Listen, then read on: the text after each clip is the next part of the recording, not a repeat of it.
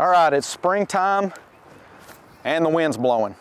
I want to show you real quick kind of one of these things that you can use on the new mapping system. This is the new C-Map that I'm running. I've actually just got it here not long ago, and I'm starting to play with some different color shading and some contour changes and things like that.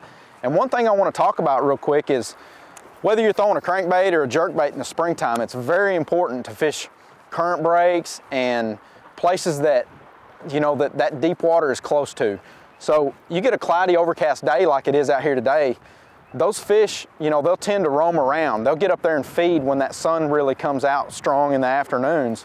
But they want to be close to that deep water, you know, because we're still early enough in the year. We're still getting a few cold fronts, you know, where it gets down in the 40s at night. So those fish aren't going to commit and make a big move right up to the bank and stay up on the bank. They still want to be close to that deep water. So I'm going to show you how to use these electronics in order to find those key places to look for in the springtime.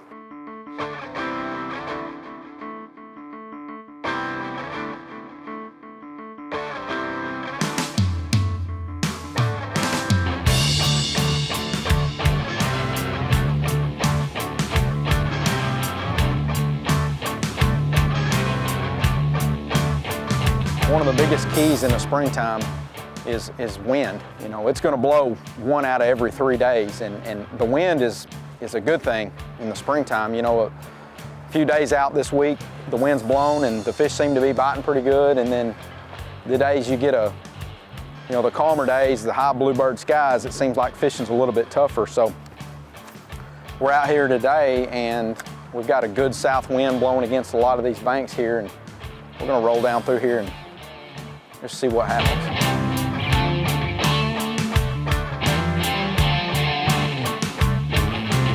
So if you look at those contours right there, notice I've got that dark blue is 5 foot range, and it slides out there and gets lighter as it comes out. But you can see that deep water right there, right out there off of it, and it pulls right up next to the bank there. That's the kind of key places that you're looking for this time of year. It's just inside of it's just outside, it's the main lake point before you turn to go back in a creek. And that's the kind of key places that those fish like to hang around before they move on into the bays.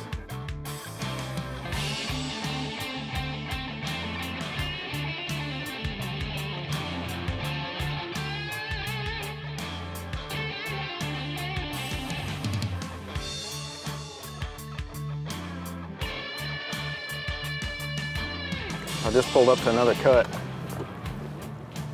Here's the creek. I'll zoom out here where you can see the creek.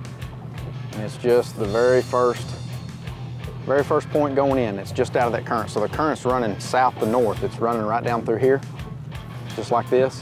And right here on this back side, you've got that contour change, that's real steep drop right there, where it's real shallow up here and it drops off into 22 foot of water out here where the boat's sitting right now. And it's just outside of that current. Be a perfect place for them to set up in springtime.